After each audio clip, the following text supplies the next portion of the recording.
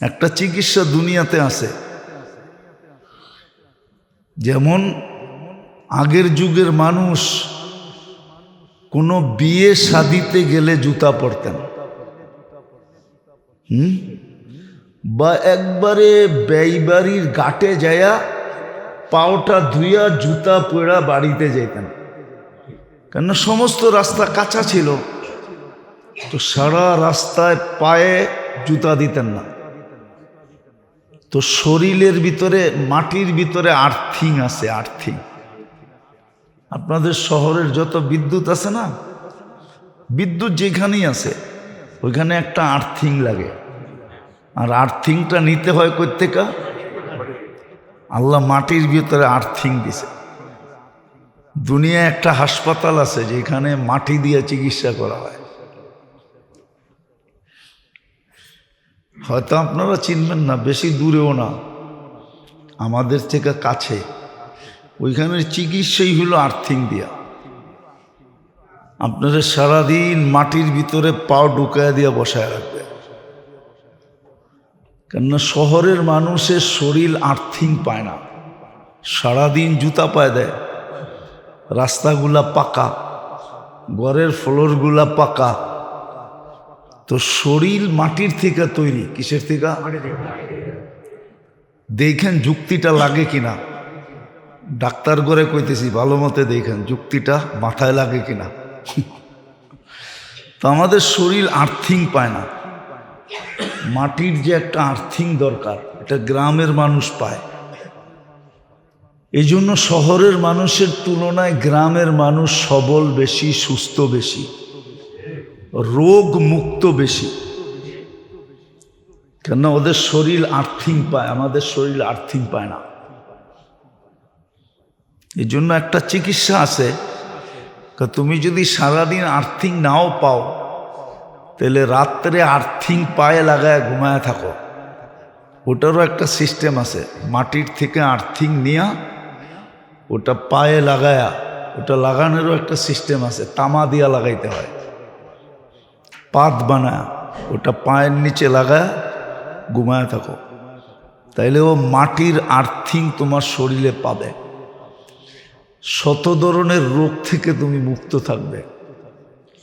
যাক, এটা আমি অনেক আগে পড়ছিলাম, বাস্তবও আছে, কিন্তু এটা খোলার আমার উদ্দেশ্য না। আমার উদ্দেশ্য হলো মেরাজ বোঝানো। এক তো মেরাজ বিজ্ঞানের জবাব, যে একদিন আসবে মানুষ বিজ্ঞানমুখী হয়ে যাবে, বিজ্ঞানকেই প্রাধান্য দিবে, সুন্নতকে প্রাধান্য দিবে না, সুন্নত ছেড়ে দিবে। যেরকম আজকে আমাদের জীবনে 99% মানুষের জীবনে সুন্নত শূন্য, একটা থাকলে আরেকটা নাই, আরেকটা থাকলে আরেকটা নাই, আরেকটা থাকলে আরেকটা নাই। আমাদের দেহটা সুন্নত দ্বারা সাজানো না। যদি সুন্নত আমাদের জন্য অবধারিত ছিল, আল্লাযী বাআসাহু ইলাল জিন্নি ওয়াল ইনসি বাশীরান ওয়া নাযীরা দাঈআন ইলাল্লাহ রাহমাতাল লিল আলামিন শাফীআল মুযনিবিন হারিসুম বিল মুমিনিন রাউফুর রহিম সাল্লাল্লাহু আলাইহি ওয়া আলা আলিহি ওয়া আসহাবিহি ওয়া আতবাইহি সালাতান ওয়া সালামান কাসীরান কাসীরা। أما بعد فأعوذ بالله من الشيطان الرجيم بسم الله الرحمن الرحيم سبحان الذي أسرى بعبده ليلا من المسجد الحرام إلى المسجد الأقصى وقال رسول الله صلى الله عليه وسلم أول ما يحاسب العبد يوم القيامة الصلاة فإن صلحت صلح سائر العمل وإن فسدت فسد سائر العمل أو كما قال عليه الصلاة والسلام। সম্মানিত উপস্থিতি, কোরআন হাদিস থেকে যতটুকুই তেলাওয়াত করা হলো, আশা রাখি একই সামনে রেখে কিছু কথা রাখবো, সাথে সাথে সকলের কাছে দোয়ার দরখাস্ত। আল্লাহ আমাদের সকলকে কথাগুলা বোঝা এবং আমল করার তৌফিক দান করেন। আমিন।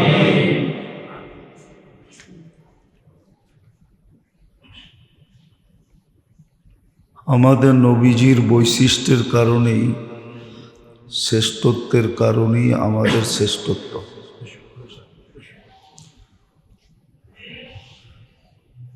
ওনার যদি শ্রেষ্ঠত্ব না হইতো তাহলে আমাদেরও শ্রেষ্ঠত্ব হতো না। আর এটাই চিরাচরিত নিয়ম।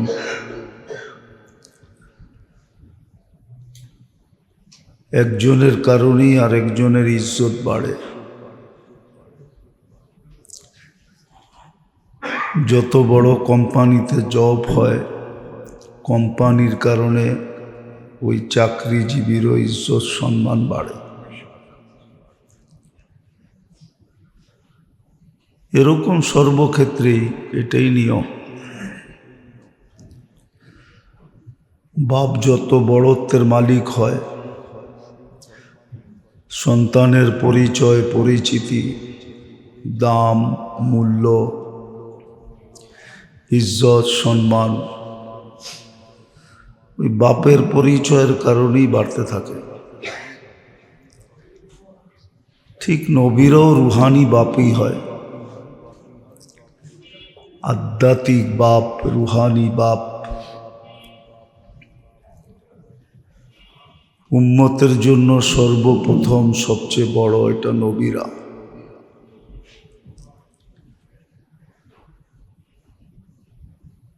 তো মুহাম্মদুর রাসূলুল্লাহ সাল্লাল্লাহু আলাইহি ওয়াসাল্লামের ভালো মতে বুঝতে হবে, নাইলে বুঝে আসবে না। খুব মনোযোগ দিয়ে শুনতে হবে যে আল্লাহর রসুলের ইজ্জত সম্মানের কারণে আমরাও সম্মানিত। নাইলে আমাদেরকে খায়রে উম্মত বলা হতো না। কুনতুম খায়রা উম্মাহ, সর্বশ্রেষ্ঠ উম্মত বলার কারণ এটাই, শুধু মুহাম্মদুর রাসূলুল্লাহ সাল্লাল্লাহু আলাইহি ওয়াসাল্লামের কারণেই আমরা শ্রেষ্ঠ উম্মত। নাহলে আমাদেরকে নির্বাচিত বলা হতো না, কোনো উম্মতকে নির্বাচিত বলা হয় না। কোরআন আমাদেরকে নির্বাচিত বলছে, হুয়াজতাবাকুম। আমাদেরকে নাইলে সর্ব উম্মতের উপরে সাক্ষী হিসাবে, রাস সাক্ষী হিসাবে ঘোষণা দেওয়া হতো না, শুহাদা আলান নাস। এরকম আরো শত শত সম্মান, ইজ্জত শুধু মুহাম্মদুর রাসূলুল্লাহ সাল্লাল্লাহু আলাইহি ওয়াসাল্লামের কারণে। আর ওনার উচ্চ মর্যাদার ভিতর থেকে সবচেয়ে উচ্চ মর্যাদা যেটাকে মেরাজ বলে, যদিও এটা 3 ভাগে বিভক্ত, সবচেয়ে উচ্চ মর্যাদা সমস্ত নবী রসুলদের ভিতর থেকে আল্লাহ দিছেন। আর ওটার কারণে আমরাও সম্মানিত। বললাম না, নবীজির সম্মানের কারণে আমরাও সম্মানিত, ওনার দামের কারণে আমরাও দামি। উনি আল্লাহর কাছে প্রিয় হওয়ার কারণে আমরাও আল্লাহর কাছে প্রিয়।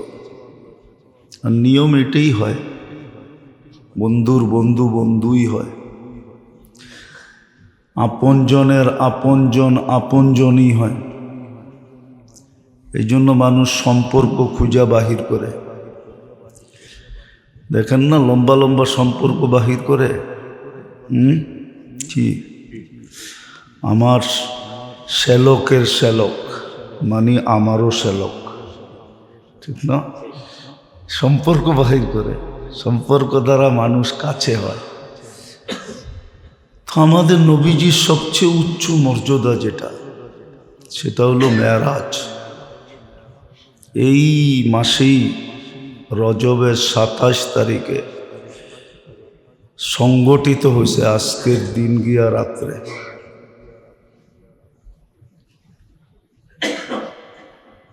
আজকের দিন গিয়া রাত্রে মেরাজ, এটা 3 পার্টে বিভক্ত। এটার ভিতরে অনেক কিছু শিক্ষণীয় আছে। আল্লাহ এই উম্মতকে শিখানোর জন্যই, অনেকগুলা প্রশ্নের জবাব দেওয়ার জন্যই, এই জন্যই বিজ্ঞান এটা নিয়ে বড় পেরেশান। বিজ্ঞানের মাথায় আসে নাই, যদিও আল্লাহ জবাব দিছেন। এটা নিয়ে অনেক ধরনের বিভ্রান্তি আছে, যদিও সমস্ত বিভ্রান্তির জবাবও আল্লাহ দিয়া দিছেন। তো এটা আমাদের মর্যাদার বিরাট বড় একটা উৎস, যে আমরা কতটুক মর্যাদাশালী আল্লাহর কাছে আমাদের নবীজির কারণে। এটার ভিতরে আমাদের অনেক শিক্ষণীয় জিনিস আছে। কেননা বর্তমানে মানুষ বিজ্ঞানে যতটুকু আসক্ত, আর বিজ্ঞানকে যতটুকু মানে আর ফলো করে, বিজ্ঞানের পিছে দৌড়ায়, এই বিজ্ঞানের একটা জবাবও এই মেরাজের ভিতরে আছে। যে এত বেশি বিজ্ঞান বিজ্ঞান বিজ্ঞান বিজ্ঞান বিজ্ঞান সম্মত, বিজ্ঞানকে ফলো করা, বিজ্ঞানের পিছে দৌড়ানো, তো আল্লাহ জবাব দিয়া দিছেন বিজ্ঞানকে। বিজ্ঞানকে আল্লাহ জবাব দিয়া দিছেন যে তোমাদের যাওয়া, তোমাদের কতটুকু, তোমাদের সীমানা কতটুকু, আর আমাদের নবীজির সীমানা কতটুকু। বিজ্ঞানের সীমানা বেশি দূর না, যদিও আমরা বিজ্ঞানকে খুব প্রাধান্য দিই, যেটাকে দেওয়ার দরকার ছিল ওটাকে দেই নাই, যেটাকে দেওয়ার দরকারই ছিল না ওটাকে বেশি দিতেছে। এটাও একটা জুলুমের অংশ। জুতা দামি দেখা যে মাথায় লইতেইব, জুতা যতই দামি হোক ওটা থাকবে কই, যদি মাথায় নেয়, হোক না সোনা দিয়া বানানো। কি জানেন সোনার জুতা আছে? কাকে দিছিল জানেন? মেসিরে দিছিল গোল্ডেন বুট। আপনারা না জানলেও আমি জানি, গোল্ডেন বুট দিছিলেন মেসিকে। তো ওটা তো পায়েই দিছিল, ঠিক না? না মাথায় দিছিল? আল্লাহ এটাও জবাব দিছেন। তো আজকে মেরাজই বুঝাইতে চাইতেছি, আল্লাহ করুক, বুঝে আসুক। এটার থেকে কিছু শিক্ষা আমরা নেই। কারণ আল্লাহ জানতেন একদিন বিজ্ঞানের যুগ আসবে, মানুষ বিজ্ঞানকে খোদা মানতে শুরু করবে। নাউজুবিল্লাহ পড়লে কি হবে? আমরা বিজ্ঞানকেই গুরুত্ব দেই বেশি, নবীর সুন্নতকে গুরুত্ব দেই না। অথচ কিয়ামতের দিন বিজ্ঞান আমাদের জন্য কাঁদবে না, মুহাম্মদুর রাসূলুল্লাহই কাঁদবে। বিজ্ঞান আমাদেরকে সুপারিশ করবে না, মুহাম্মদুর রাসূলুল্লাহই সুপারিশ করবে। বিজ্ঞানের পরিচয় চলবে না, মুহাম্মদুর রাসূলুল্লাহরই পরিচয় চলবে।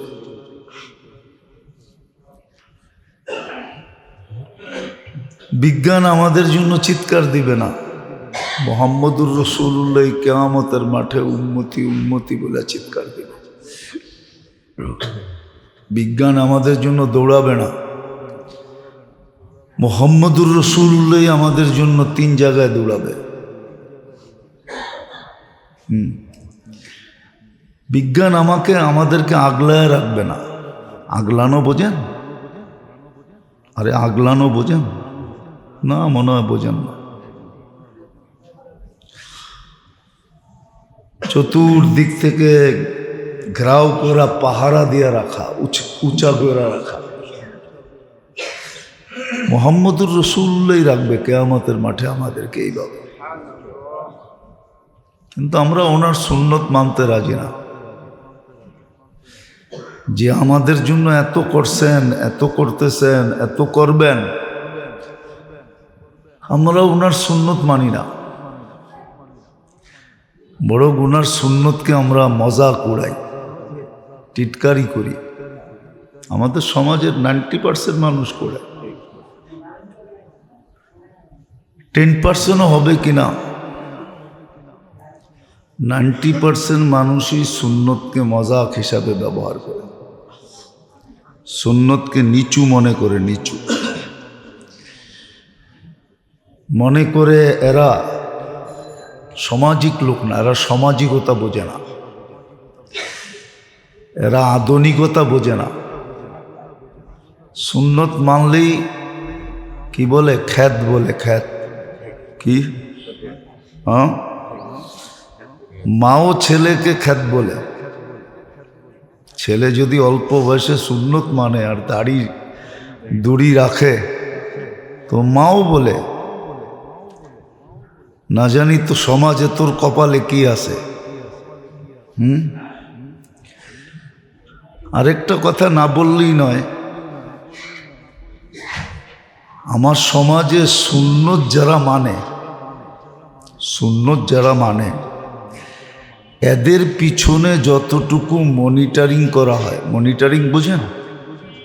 গোয়েন্দাগিরি করা হয়, এরকম গোয়েন্দাগিরি কারো পিছে করা হয় না। হ্যাঁ,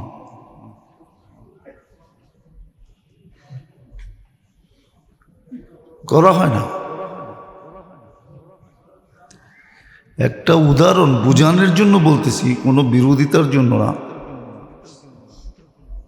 সরকারের করার অধিকার আছে, কিন্তু আজ পর্যন্ত যতদিন আমি এই মসজিদে আসছি, যত বৎসর ধরে, এত বৎসরে যতবার এই এসবি বলেন, সিআইডি বলেন, এনএসআই বলেন, ডিজিএফআই বলেন, থানা বলেন, পুলিশ বলেন, যত খোঁজখবর মসজিদ মাদ্রাসার আজ পর্যন্ত যতবার নিছে, আমার মনে হয় না কোনো স্কুল কলেজে এতবার নিছে।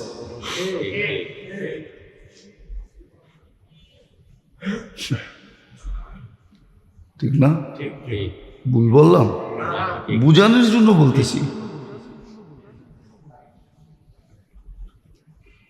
যতবার ডাটা নিছে,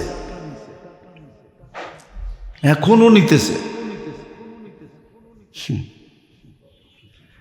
এখনো নেয়।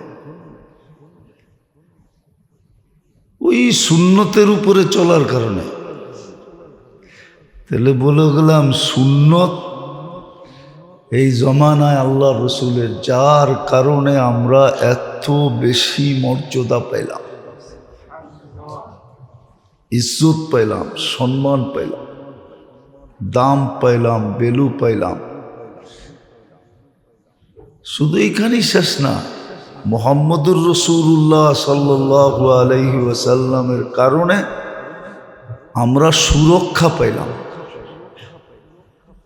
নাইলে ইতিহাসের পাতায় নাই, বোঝার বিষয়। কিন্তু কোন নবীর উম্মতকে আল্লাহ এত লম্বা সময় সুযোগ দেন নাই। আমাদের অলরেডি 1500 বৎসরের মতো হয়ে গেছে। জন্মের দিন থেকে দেখতে গেলে 1500 বৎসর হয়ে গেছে, হওয়ার বিলকুল কাছাকাছি। 2-4 বছর বাকি। কোনো উম্মতকে আল্লাহ 1500 বছর সুযোগ দেন নাই। নাফরমানি করতেছিল আর আল্লাহ দেখতেছিল এমন না, 200-500 বছরেই মাটিতে মিশে গেছে। কিন্তু আমাদেরকে সুরক্ষা দিতেছেন, এখনো আমাদের দোয়া কবুল করেন, এখনো আমাদেরকে লালন পালন করেন, এখনো আমাদেরকে সমস্ত প্রাণীর থেকে সুরক্ষা দেন, হেফাজত করেন। বুঝলে, হেফাজত করাও সম্ভব না। একটা মানুষ আল্লাহর দেহটা, মানুষের অস্তিত্বের, আরে মানুষের পজিশনের সবচেয়ে বড় উৎস কোনটা? দেহ, ঠিক না? কি বলেন? মেধা, মুদা, বিদ্যা, সিদ্ধা, এটা কার ভিতরে সেট? দেহের ভিতরে। শক্তি, যোগ্যতা, সমস্ত কিছু তো এই দেহটার ভিতরে, ঠিক না? কি কন? এরকমও লোক আছে খোঁচা দিয়েই 1000 টাকা নিয়ে নেয়। কি দিয়া?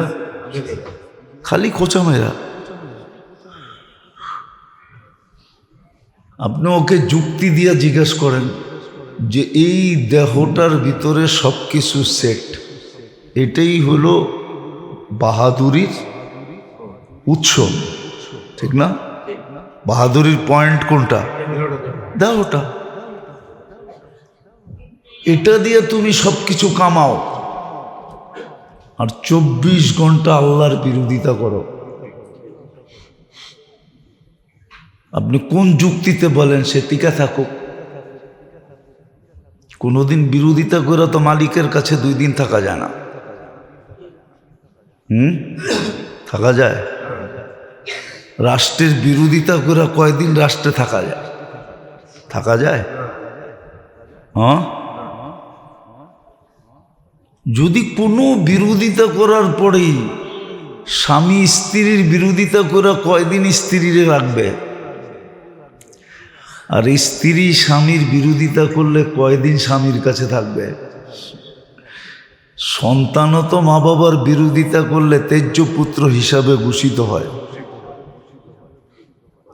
কিন্তু আল্লাহ তো আমাদেরকে পালতেছেন। 24 ঘন্টা বিরোধিতা করি। উচিত ছিল আপনাকে আমাকে মিটায়া দেওয়া, মাটির সাথে মিশায়া দেওয়া। শুধু মিশায়া দেওয়া না, উচিত ছিল কাঠগোড়ায় দাঁড় করায় দেওয়া।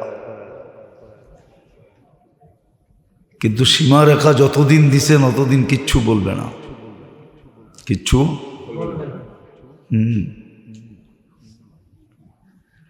কিচ্ছু বলবে না। সীমারেখা যতদিন দিছেন, বয়স যতটুকু দিছেন, অতদিন কিচ্ছু বলবেন না। হাদিসে আছে, কুলতু ফাসামিআতু, আল্লাহ বলে তুই সারাদিন বলছ, আমি খালি শুনছি। খালাফতুম ফাহালিমতু,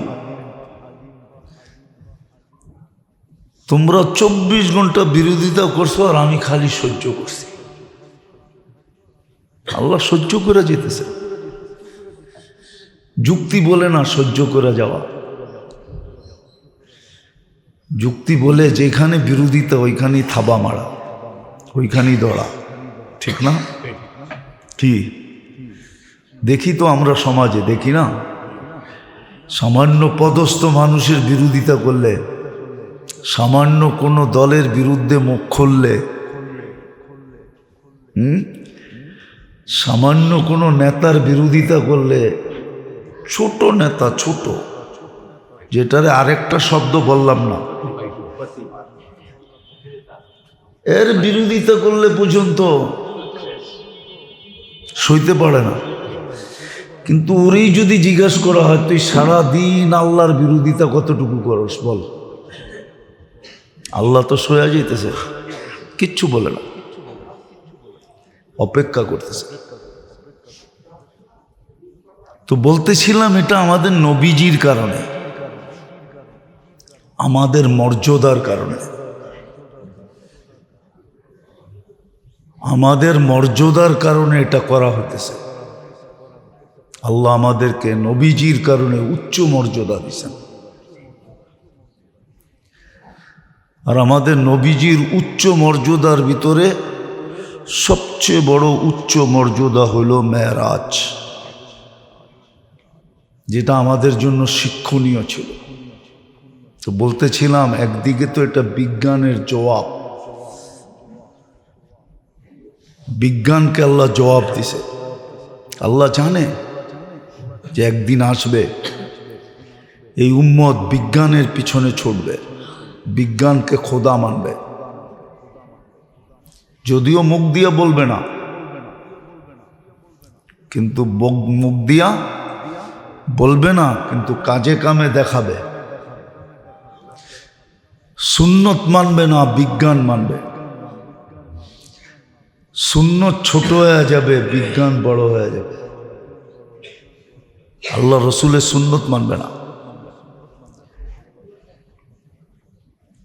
যদিও আল্লাহ রসুলের সুন্নতের ভিতরে পাওয়ার ছিল, একদিকে তো এটা বিজ্ঞানের জবাব ছিল, আরেক দিকে মেরাজের, আরেক দিকে তো মেরাজ এই জন্য ছিল কেননা এই উম্মতই সবচেয়ে বেশি শিক্ষিত উম্মত। আমাদের মতো শিক্ষা আল্লাহ কোন উম্মতকে দেন নাই। সব উম্মতকে আল্লাহ কিতাব দিছেন, আমাদেরকে আল্লাহ কালাম দিছেন। কিতাব আর কালামের ভিতরে পার্থক্য আছে, কিতাব আর কালামের ভিতরে পার্থক্য আছে, বড় পার্থক্য, আকাশ জমিন পার্থক্য। জমিন যেরম নিচা, আকাশ যেরম উঁচা, ঠিক কিতাব এরকম নিচা, কালাম এরকম উঁচা।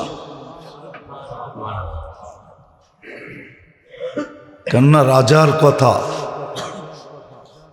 বাদশাদেরও বাদশার কথা, আল্লাহর কথা। হ্যাঁ, এই জন্য অন্য কিতাব পড়লে, আরো 3টা আছে, ওটা পড়লে প্রত্যেক অক্ষরে নেকি পাবে কি পাবে না, এটা কোনো আলেম ওলামা প্রমাণ করতে পারবে না। কিন্তু কোরআনের 1 অক্ষর পড়লে 10 নেকি, এটা সুস্পষ্ট।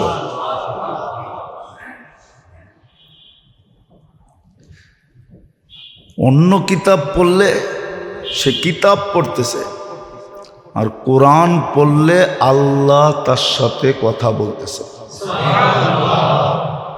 অনেক পার্থক্য। যদিও যতটুক মূল্যায়ন করা দরকার ছিল অতটুক মূল্যায়ন আমরা করি নাই। এই জন্য এই উম্মত বড় শিক্ষিত উম্মত। এই উম্মতের মতো শিক্ষা দীক্ষা আল্লাহ কোনো উম্মতকে দেন নাই। যদি দিতেন তাহলে অন্য উম্মতের ভিতরেও প্লেনের অস্তিত্ব পাওয়া যেত। অন্য কোনো উম্মতের ভিতরে প্লেনের, রকেটের, কম্পিউটারের, মোবাইলের কোনো অস্তিত্ব নেই।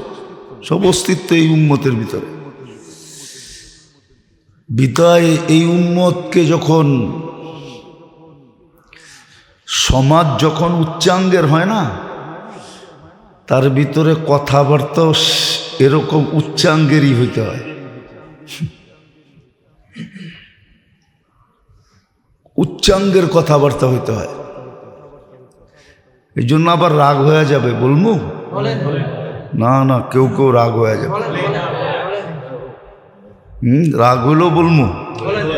হ্যাঁ,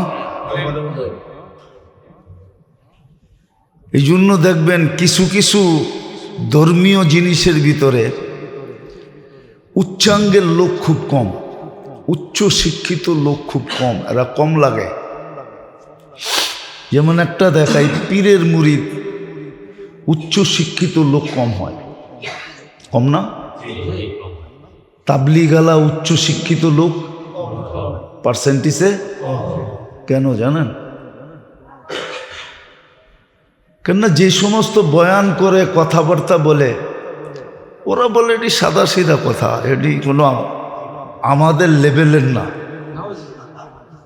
নাউজুবিল্লাহ না, সত্য কথা। হ্যাঁ হ্যাঁ, আপনি নাউজুবিল্লাহ পড়েন কেন? এই জন্যই তো, এই জন্য আল্লাহর হুকুম আছে আনজিল নাস মানাজিলাহুম। সামনে শ্রোতা যেরকম কথার বচনভঙ্গি ওরকম বানাও যেন বোঝে। এই জন্য সাধারণ মানুষ বেশি, শিক্ষিত হাই লেভেলের মানুষ কম। কেননা ওদের লেভেলের কথা হয় না, তো ওদের লেভেলের কথা হয় না। বলে নাই এরকম না, আছে কিছু, কিন্তু পার্সেন্টেজে কি না, ডাক্তার মানে না, পার্সেন্টেজে সাধারণ মানুষ কি বেশি, উচ্চ লেভেলের মানুষ কম। এই জন্য, কেননা ওদের বিদ্যা অনুযায়ী কথা ওদের সামনে আসে না, আর সাদা মাঠা কথা ওরা নেয় না। আল্লাহ পাক মেরাজ, এই জন্য আমি মেরাজ বুঝাইতেছি। মেরাজ কেন? কেন এই উম্মত হলো হাই লেভেলের শিক্ষিত, কি কালাম দিছেন আল্লাহ, ওহির বিদ্যায় বিদ্যান কালাম কোরআন দিছেন, যেটা চোখ দিয়া দেখলো জ্যোতি বাড়ে। আমরা পারি না কোরআন থেকে চিকিৎসা নিতে। হ্যাঁ, এটার জন্য একটা ক্লিনিক থাকলে হইতো। ক্লিনিক যদি থাকতো না, তাহলে হইতো যে সকাল বিকাল সন্ধ্যা তুমি 3 বেলা কোরআন বুকে লইয়া বসা থাকবা আধা ঘন্টা, আর এটা বলতে থাকবা। এরকম ক্লিনিক থাকতো, তাইলে মনে হয় আমরা কিছু কালার দেখাইতে পারতাম। কিন্তু এই ক্লিনিক তো নাই, আর ক্লিনিক খুললেও কেউ ভর্তি হইব না। আরে আসতেও পারে, কেউ কেউ ছুটে আসতেও পারে, এমন না খোলে নাই দেখা কেউ আসে না। করলে আবার একটা দুইটা যখন বাইরে হবে চিকিৎসা নিয়া, তখন পিছনে হইতে পারে, লাইনও ধরতে পারে, আপনি সিটও না দিতে পারেন, সিটের শর্ট হইতে পারে। তো ক্লিনিক নাই, নাহলে কোরআনের ভিতরে ছিল, শেফা ছিল, যে কোরআন চোখ দিয়ে দেখলে জ্যোতি বাড়ে। পদ্ধতি আছে কিভাবে দেখতে হবে, কতক্ষণ দেখতে হবে, তাহলে জ্যোতি বাড়ে। যদি বিজ্ঞান বলে সবুজ দেখলে চোখের জ্যোতি বাড়ে, এটা যদি সত্য হইতে পারে, তাহলে কোরআন দেখলে চোখের জ্যোতি কেন বাড়বে না? আপনি আমাকে বলেন। আমি আগেরটা বললাম, ওইটা তো কিতাবে লেখা আছে।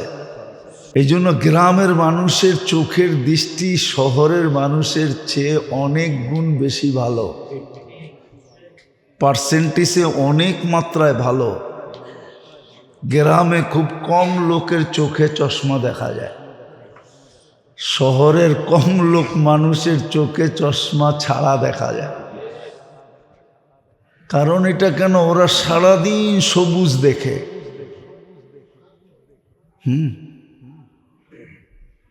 আমি তো আবার অন্য দিকে চলে যাব। একটা চিকিৎসা দুনিয়াতে আছে, যেমন আগের যুগের মানুষ কোনো বিয়ে শাদিতে গেলে জুতা পরতেন, বা একবারে ব্যয়বাড়ির ঘাটে যায়া পাওটা ধুইয়া জুতা পরা বাড়িতে যেতেন, কেন সমস্ত রাস্তা কাঁচা ছিল। তো সারা রাস্তায় পায়ে জুতা দিতেন না। তো শরীরের ভিতরে, মাটির ভিতরে আর্থিং আছে, আর্থিং। আপনাদের শহরের যত বিদ্যুৎ আছে না, বিদ্যুৎ যেখানেই আছে ওইখানে একটা আর্থিং লাগে, আর আর্থিংটা নিতে হয় কই থেকে? আল্লাহ মাটির ভিতরে আর্থিং দিছে। দুনিয়ায় একটা হাসপাতাল আছে যেখানে মাটি দিয়ে চিকিৎসা করা হয়। হয়তো আপনারা চিনবেন না, বেশি দূরেও না, আমাদের থেকে কাছে। ওইখানের চিকিৎসাই হলো আর্থিং দিয়া। আপনারা সারাদিন মাটির ভিতরে পাও ঢুকায় দিয়ে বসায় রাখবে, কেননা শহরের মানুষের শরীর আর্থিং পায় না, সারাদিন জুতা পায়ে দেয়, রাস্তাগুলা পাকা, ঘরের ফ্লোরগুলা পাকা, তো শরীর মাটির থেকে তৈরি। কিসের থেকে? দেখেন যুক্তিটা লাগে কিনা, ডাক্তার করে কইতেছি, ভালো মতে দেখেন যুক্তিটা মাথায় লাগে কিনা। তো আমাদের শরীর আর্থিং পায় না, মাটির যে একটা আর্থিং দরকার, এটা গ্রামের মানুষ পায়। এই জন্য শহরের মানুষের তুলনায় গ্রামের মানুষ সবল বেশি, সুস্থ বেশি, রোগ মুক্ত বেশি, কেননা ওদের শরীর আর্থিং পায়, আমাদের শরীর আর্থিং পায় না। এই জন্য একটা চিকিৎসা আছে, তুমি যদি সারাদিন আর্থিং নাও পাও, তাহলে রাত্রে আর্থিং পায়ে লাগায় ঘুমায় থাকো। ওটারও একটা সিস্টেম আছে, মাটির থেকে আর্থিং নিয়া ওটা পায়ে লাগায়া, ওটা লাগানোরও একটা সিস্টেম আছে, তামা দিয়া লাগাইতে হয়, পাত বানায় ওটা পায়ের নিচে লাগায় ঘুমায় থাকো, তাইলে ও মাটির আর্থিং তোমার শরীরে পাবে, শত ধরনের রোগ থেকে তুমি মুক্ত থাকবে। যাক, এটা আমি অনেক আগে পড়ছিলাম, বাস্তবও আছে, কিন্তু এটা খোলার আমার উদ্দেশ্য না। আমার উদ্দেশ্য হলো মেরাজ বোঝানো। এক তো মেরাজ বিজ্ঞানের জবাব, যে একদিন আসবে মানুষ বিজ্ঞানমুখী হয়ে যাবে, বিজ্ঞানকেই প্রাধান্য দিবে, সুন্নতকে প্রাধান্য দিবে না, সুন্নত ছেড়ে দিবে। যেরকম আজকে আমাদের জীবনে 99% মানুষের জীবনে সুন্নত শূন্য, একটা থাকলে আরেকটা নাই, আরেকটা থাকলে আরেকটা নাই, আরেকটা থাকলে আরেকটা নাই। আমাদের দেহটা সুন্নত দ্বারা সাজানো না। যদি সুন্নত আমাদের জন্য অবধারিত ছিল,